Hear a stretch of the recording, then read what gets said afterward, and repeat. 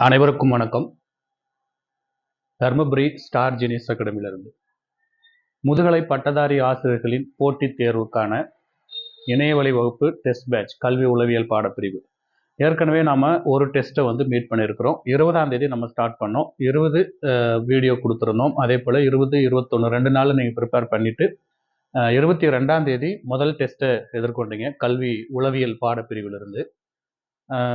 சும்மா ஒரு சின்ன கண்டென்ட் தான். ப்ரீ பிரைமரி எஜுகேஷனில் ஒரு 4-5 சப்டாபிக்கை போட்டு அந்த தேர்வை நம்ம மீட் பண்ணோம்.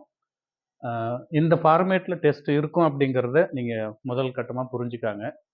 முதல் நாள் நம்ம என்ன செய்வோம் அப்படின்னா கிளாஸஸ் கொடுப்போம். முதல் 2 நாள்களில் நம்ம ப்ரிப்பரேஷன் எடுப்போம். 3ஆவது நாள் காலையில் வாட்ஸ்அப்பில் கொஸ்டின் வரும். அன்னைக்கு ஈவினிங் ஆன்சர் வரும். ஸோ அந்த ஃபார்மேட்டு 3 டேஸ் இருக்குது. அப்போ 3 டேஸாக தான் ஒரு செட் அப்படிங்கிறது ஒரு டெஸ்ட்டோட ஒரு செட் அப்படிங்கிறது 3 நாளை மையப்படுத்தி இருக்கும். இது ஆன்லைன் கிளாஸஸ்க்கு. ஒன்லி டெஸ்ட் பேட்ச் மட்டும் வந்தவங்க அதே 3 செட்டு தான். 2 நாள் நீங்கள் ப்ரிப்பேர் பண்ணிக்கணும். நம்ம அனுப்புகிற சப்டாபிக்கை 3ஆவது நாள் டெஸ்ட் எழுத போகிறீங்க. அதே மாதிரி பெரும்பாலான ஆசிரியர்கள் கூகுள் ஃபார்மு லிங்க் வரல எப்படி நாங்கள் டெஸ்ட் எழுதுறது அப்படின்னு வாட்ஸ்அப்பில் போட்ட குரல் பதிவும் பார்க்கல, வாட்ஸ்அப்பில் நம்ம ஷேர் பண்ண கொஸ்டினையும் பார்க்கல, நேராக கால் மட்டும் நமக்கு அடிச்சிருக்காங்க. அப்போ அந்த லிங்க் வரலங்கிறத எதை வச்சு கண்டுபிடிச்சிங்கன்னு தெரியல. அதுக்கு முன்னாடி ஒரு வாய்ஸ் மெசேஜ் போட்டிருக்கோம். அதுக்கு பக்கத்துலேயே நம்ம கொஸ்டினையும் பிடிஎஃபாக ஷேர் பண்ணியிருந்தோம். பிடிஎஃப் ஃபார்மேட்டில் தாங்க கொஸ்டின் வரும். சில ஆசிரியர்களுக்கு அது கம்ஃபர்டபுளாக இருக்கும். ஃப்யூச்சரில் அது நம்ம பிரிண்ட் எடுத்து வச்சு எழுதுறதுக்கு ரிவிஷன் பண்ணுறதுக்கு வசதியாக இருக்கும். நம்ம கூகுள் ஃபார்மில் போட்டோம் அப்படின்னாக்கல அது சர்டன் பீரியடில் மறுபடியும் அதை எழுதி அதை டவுன்லோட் பண்ணி எப்படி இருந்தாலும் ஒரு ப்ராசஸ் நம்ம ரன் பண்ணி ஆகணுங்க. மீண்டும் ஒரு முறை ஆசிரியர் தேர்வு வாரியம் நமக்கு ஆன்லைன்லேயே கொடுப்பாங்க அப்படின்லாம் எதுவும் உத்தரவு நோட்டிஃபிகேஷனில் என்ன வருதுன்னு சொல்லி பார்ப்போம். அதுக்கப்புறம் வாய்ப்பு இருந்துச்சுன்னா நம்ம ஃபைனல் டெஸ்ட் அது மாடல் எக்ஸாமுங்களை கூகுள் ஃபார்மில் ட்ரை பண்ணி அந்த டைம் மேனேஜ்மெண்ட் எப்படி இருக்குது அப்படிங்கிறத பார்ப்போம். இப்போதைக்கு நீங்கள் கொஸ்டின் வரும், நீங்கள் செல்ஃபாக எழுதிக்கிறீங்க, பார்த்துக்கணும். ஆன்சரை வச்சு நீங்கள் ரெஃபர் பண்ணி சுயமாக மதிப்பீடு செஞ்சு பார்த்துக்க போகிறீங்க. அடுத்ததுங்க, நம்ம வச்ச முதல் தேர்வு அப்படிங்கிறது யாருடைய மனதும் புண்படக்கூடாது, கொஸ்டினை பார்த்து பயப்படக்கூடாதுன்னு சொல்லி ரொம்ப ரொம்ப ரொம்ப ரொம்ப எளிமையான கேள்விகளை போட்டிருப்போம். திரும்ப திரும்ப திரும்ப அந்த ப்ரீ பிரைமரி எஜுகேஷனை சுற்றி சுழன்று மிக மிக எளிமையான ஒரு கேள்வியாக வடிவமைச்சிருப்போம். ரைட்டுங்களா? ரொம்ப கஷ்டப்படுத்தவே கிடையாது. அந்த கொஸ்டின்ஸை ரொம்ப எளிமையாக போட்டிருப்போம். 55க்கு 50 மார்க் கண்டிப்பாக வாங்கியிருக்கணும். வாங்கியிருந்தா பேசிக் கொஞ்சம் நம்மக்கிட்ட இருக்குது, உணர்வுபூர்வமாக உணர்ந்து படிக்கிறோம் அப்படின்னு அர்த்தம். அடுத்து வரக்கூடிய தேர்வுகள் எல்லாம் இந்த மாதிரி ரொம்ப மொக்கையாக எளிமையாக படித்தா போதும். இதுக்கா இவ்வளோ கஷ்டப்பட்டோம், இதுக்கா 500 ரூபாய் செலவு பண்ணோம், இதுக்கு தான் 3000 செலவு பண்ணோமாங்கிறதெல்லாம் அந்த அந்த எண்ணமே வராது. கொஸ்டின் அவ்வளவு கொஞ்சம் டஃப்பான கொஸ்டின்ஸாக தேடி தேடி நம்ம அதை போட போகிறோம். ஸோ அதனால் டெஸ்ட் நம்பர் 1 மாதிரியே வந்துடும். ஈஸியாக ஓரளவுக்கு அப்படி கோ த்ரூ பண்ணிவிட்டு மார்க்கை ஸ்கோர் பண்ணிடலான்னு வரக்கூடாதுங்க. ஜஸ்ட் அந்த ஃபார்மேட் எப்படி இருக்கணும் அப்படின்றதுக்காக முதல் டெஸ்ட்டை அப்படி பண்ணியிருக்கோம். நீங்கள் ரொம்ப ஹார்ட் ஒர்க் பண்ணணும், கிளாஸ் கவனிக்கணும், மெட்டீரியல் படிக்கணும். போதுமா சார் அப்படின்னா கண்டிப்பாக போதாது. எத்தனை பழமொழிகள் இருக்குது. அது குறிப்பாக ஒரு பழமொழி இருக்குது, தாய் 8 அடி பாஞ்சா குட்டி 16 அடி பாயணும் அப்படின்னு சொல்லுவாங்க. நம்ம இங்கே ஒரு மார்ஜின் கொடுக்குறோம். 8 அடிக்கு ஒரு மார்ஜின் கொடுக்கணும் அப்படின்னா நீங்கள் 16 அடிக்கு உங்கள் தேடலை, அறிவை சைக்காலஜியில் எஜுகேஷனில் விசாலப்படுத்திக்கணும். என்ன செய்யணும்? நீங்களும் கொஞ்சம் புத்தகம் வச்சு ப்ரிப்பேர் பண்ணணும். இணையவழி சோர்ஸை வச்சு நிறைய கேதர் பண்ணி இந்த டெஸ்ட்டுக்குள்ளே வரணுங்க. தொடர்ந்து பயிற்சி எடுங்க. அடுத்தது நம்ம 2வது டெஸ்ட்டை பற்றி பார்ப்போம். மீண்டும் யூனிட் 1ல் ப்ரீ பிரைமரி எஜுகேஷன் பள்ளி முன்பருவ கல்வியில் டெஸ்ட் நம்பர் 2வை மீட் பண்ண போகிறோம். இப்போ குரூப்பில் உங்களுக்கு ஷேர் பண்ணியிருக்கோம். வீடியோஸ் அப்லோட் பண்ணியாச்சு. அப்படிங்கிறது ஆன்லைனில் 3000 ரூபாய் ஃபீஸ் கட்டி ஜாயின் பண்ணவங்களுக்கு இன்னைக்கு நம்ம வீடியோ கிளாஸஸ் 2 கிளாஸஸ் கொடுத்துருக்கோம். இன்றும் நாளையும் 23, 24 ப்ரிப்பேர் பண்ணிக்காங்க. 25ஆம் தேதி ஃபோர்நூன் காலையில் வாட்ஸ்அப்பில் பிடிஎஃப்ல தான் அந்த கொஸ்டின் வரப்போகுது. நீங்கள் உங்கள் டைமில் உங்களுக்கு படித்து முடிச்சுன்னு ஒரு ஃபீல் ஆகுது அப்படிங்கிற டைமில் அந்த டெஸ்ட்டை மீட் பண்ணலாம். கீ ஆன்சர் அதே நாள் ஆஃப்டர்நூன் சொல்லியிருக்கேன், ஈவினிங்கில் அந்த ஆன்சர் கீயை நம்ம போட்டுடுறோம். இந்த 2வது டெஸ்ட்டுக்கான வகுப்பு அப்படின்னு பார்க்கும்போது 2 மணி நேரம் 6 நிமிடம் 53 செகண்டு உங்களுக்கு வகுப்புலாம் கொடுக்க போகிறோம். அதில் 2 வகுப்புகளாக பிரிச்சிருக்கோம். முதல் வகுப்பை பொறுத்தவரையில் 1 மணி நேரம் 28 நிமிடங்கள் 1 வினாடிகள் ஓடக்கூடிய ஒரு வகுப்பும், 2வது வகுப்பை பொறுத்தவரை 38 நிமிடங்கள் 52 வினாடிகள். ஸோ ஒட்டுமொத்தமாக 2 மணி நேரம் 6 நிமிடம் 53 வினாடிகள் உங்களுக்கு வகுப்பு கொடுத்துருக்கோம். இதை கிளியராக பார்த்துக்கணும். இது போக சப்போர்ட்டட் சோர்ஸாக நம்ம கொடுத்த மெட்டீரியலை ஒரு கிளான்ஸ் ப்ரிப்பேர் பண்ணிக்கோங்க. அதை தாண்டியும் விசாலப்படுத்தி படிங்க. 2வது, நீங்கள் டெஸ்ட்டை மீட் பண்ணும்போது ஒவ்வொரு முறையும் நாம் மெயிலுக்கு போகணுமா அப்படின்னா அவசியம் இல்லை. நான் இந்த வெப் அட்ரஸை அந்த மெசேஜ்லேயே கொடுக்குறேன். அந்த வெப் அட்ரஸை கிளிக் பண்ணாவே உங்களுக்கு லாகின் பேஜுக்குள்ளே போயிடும். அங்கே போய்ட்டு யூசர் நேம் பாஸ்வேர்டு போட்டு உள்ளே போயிடுங்க. பாஸ்வேர்டை பத்திரமா வச்சுக்காங்க. நான் தொடர்ந்து ஒரு 2-3 காணொலியில் அதை பதிவு செஞ்சுட்டே தான் வரேன். பத்திரமா பாஸ்வேர்டு வச்சுக்கிட்டு இந்த லிங்கை டச் பண்ணி உள்ளே போயிடுங்க. வீடியோஸ் பார்க்க முடியலன்னா கான்டாக்ட் பண்ணுங்கள், அவங்களுக்கு ஹெல்ப் பண்ணுறோம். என்னென்ன சப் டாப்பிக்கில் எழுத போகிறோம் அப்படிங்கிறத பாருங்கள். Need for secondary education. நம்ம பிரைமரி எஜுகேஷனை பற்றி ஒரு டெஸ்ட்டை மீட் பண்ணியிருக்கிறோம். எளிமையான கேள்வியில் மீட் பண்ணியிருக்கிறோம்.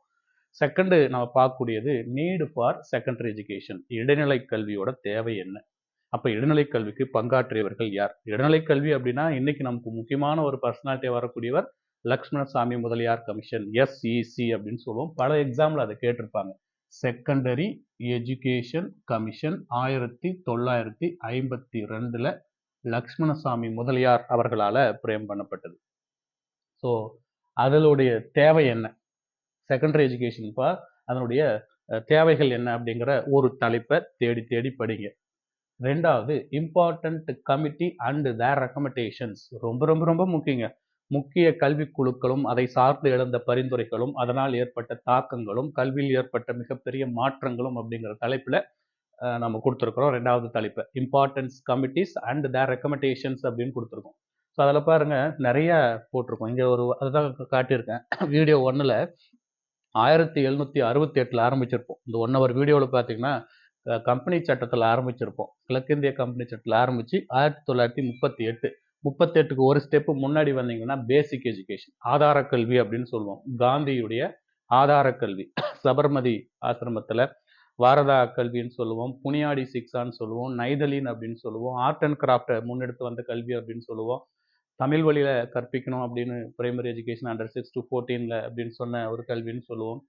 இடையில கைவிடப்பட்ட ஒரு திட்டம் அப்படின்னு சொல்லுவோம். அந்த மாதிரி பெரும் பங்காற்றிய ஆதார கல்வி ஆய்வு செய்த கல்விக்குழு வரை வீடியோ 1ல் இருக்கும், முதல் கிளாஸில் இருக்கும்.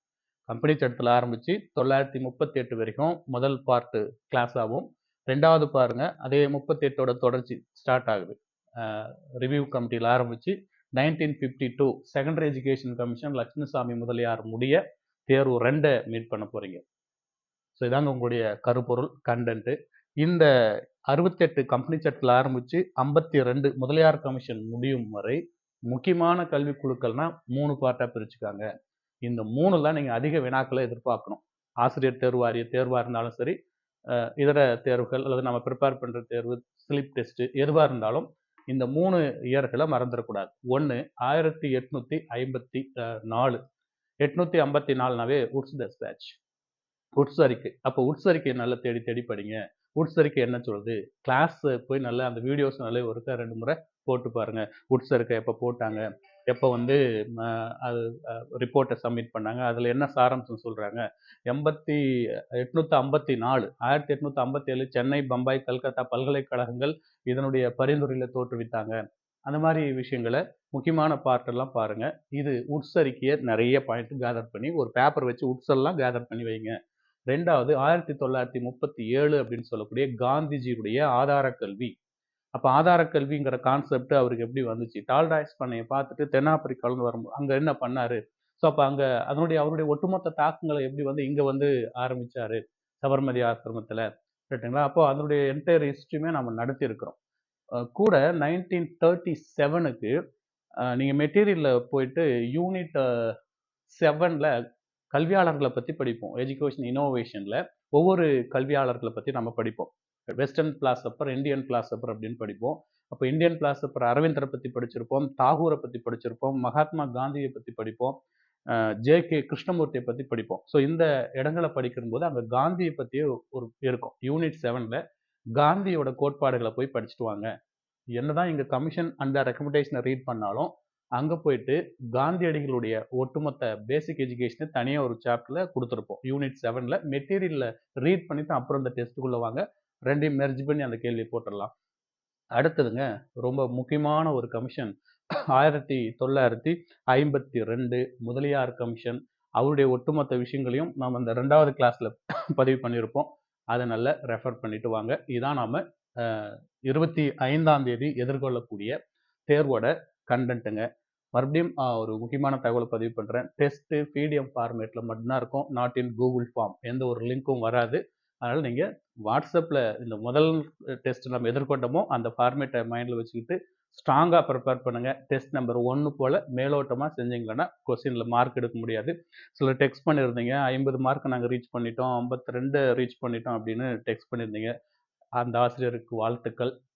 40க்கு மேலே வந்திருந்தா ஓரளவுக்கு ஓகே. குறைஞ்சது இந்த எளிமையான கேள்வியில், ஒன்றுமில்லாத கேள்வியில் 50 மார்க் எடுத்திருந்தீங்கன்னா ரொம்ப சந்தோஷப்படலாம். ஓரளவுக்கு எஜுகேஷன் சிஸ்டம் எப்படி இருக்குது அப்படிங்கிறத உள்வாங்கிட்டீங்க அப்படின்னு அர்த்தம். தொடர்ந்து ப்ரிப்பேர் பண்ணுங்கள், ஹார்ட் ஒர்க் பண்ணுங்கள். அடுத்த வினாவில் சந்திப்போம். Thank you teachers.